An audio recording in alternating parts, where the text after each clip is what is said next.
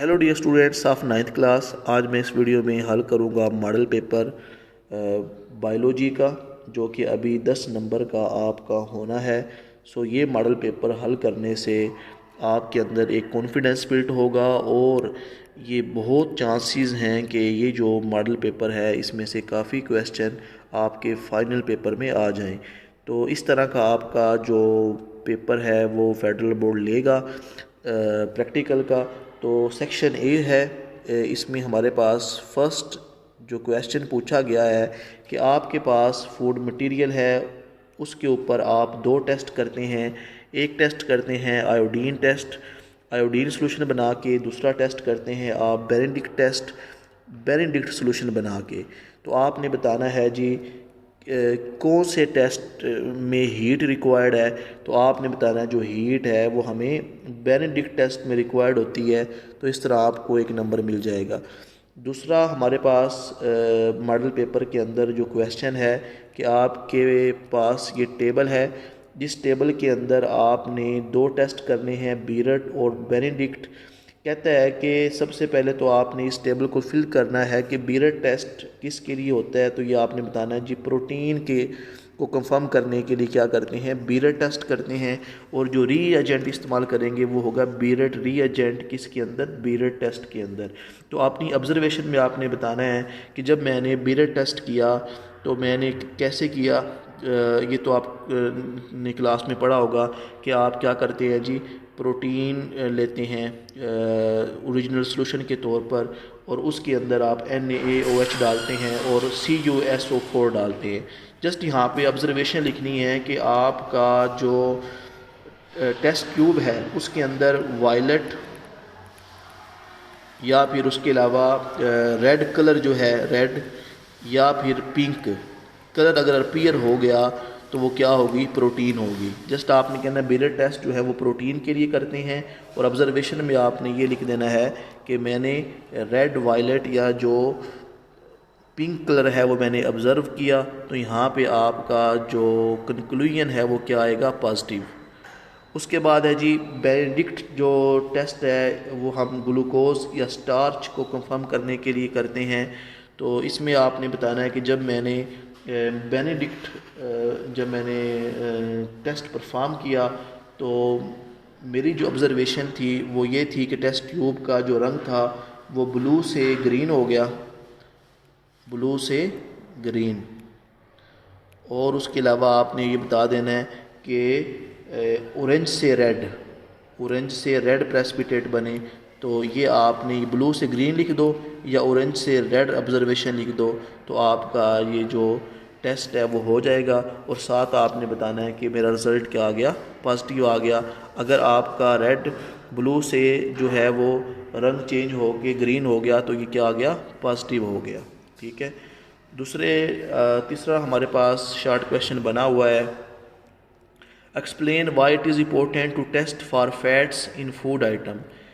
तो यहाँ पे आपने लिखना है फैट्स के लिए जो हम टेस्ट करते हैं ना उसका हम कहते हैं इमल्शन टेस्ट, इमल्शन टेस्ट। ठीक है।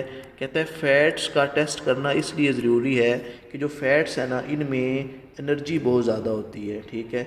और अगर आप जो लोग फ़ैट ज़्यादा खाएंगे उनको ओबेसिटी हो सकती है।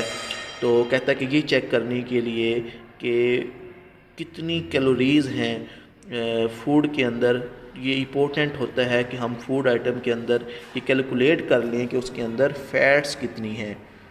क्योंकि जो कोलेस्ट्रॉल के पेशेंट हैं या मोटापे के हैं उनको फ़ैट्स रिकमेंडेड नहीं होती। उसके बाद हमारे पास है जी जो शॉर्ट क्वेश्चन दिया गया है, कहता है कि आपने आयोडीन लेनी है और आपने जब टेस्ट किया ग्लूकोज के साथ और प्रोटीन के साथ तो क्या आपको कैसे पता चला आयोडीन टेस्ट करके कि आयोडीन के कलर से कैसे पता चलेगा कि फ़ूड आइटम के अंदर ग्लूकोज है कि प्रोटीन है।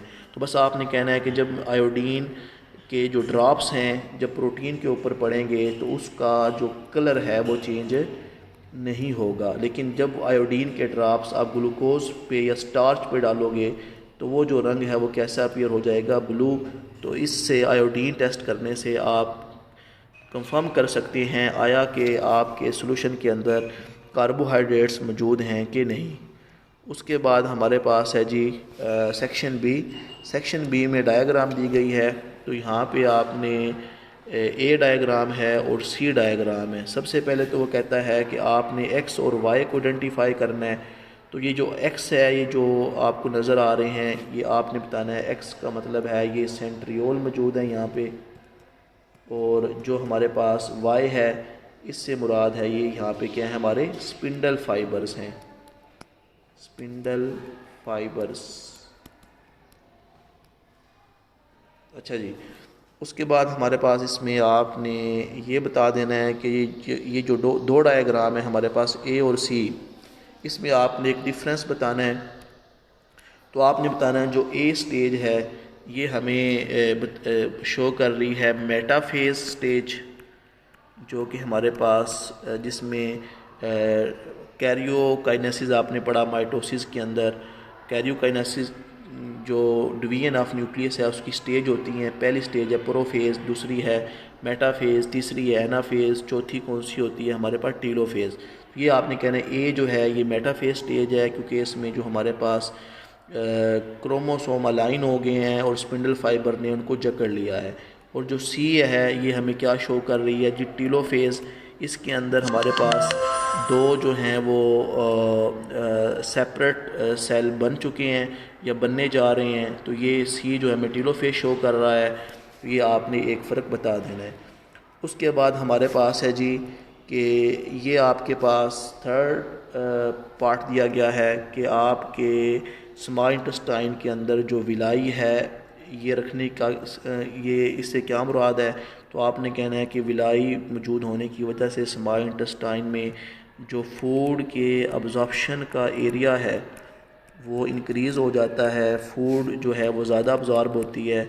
और उसके अलावा जो हमारे पास ये जो विलाई है इसके अंदर कैपिलरीज होती हैं, और लैक्टील भी आपने पढ़ी थी, वो होती है जो फूड को अब्जॉर्ब करके खून को दे देती है। तो मेन पर्पस है कि ये सरफेस एरिया बढ़ा देते हैं जिससे फूड अब्जॉर्प्शन जो है वो बढ़ जाएगी। उसके बाद आपने लास्ट आपके मॉडल पेपर में दिया गया है कि आपके पास 3 तरह के सेल हैं खून के अंदर, फैगोसाइट है, लिम्फोसाइट है, रेड ब्लड सेल हैं। आपने बताना है कि इनका क्या काम है।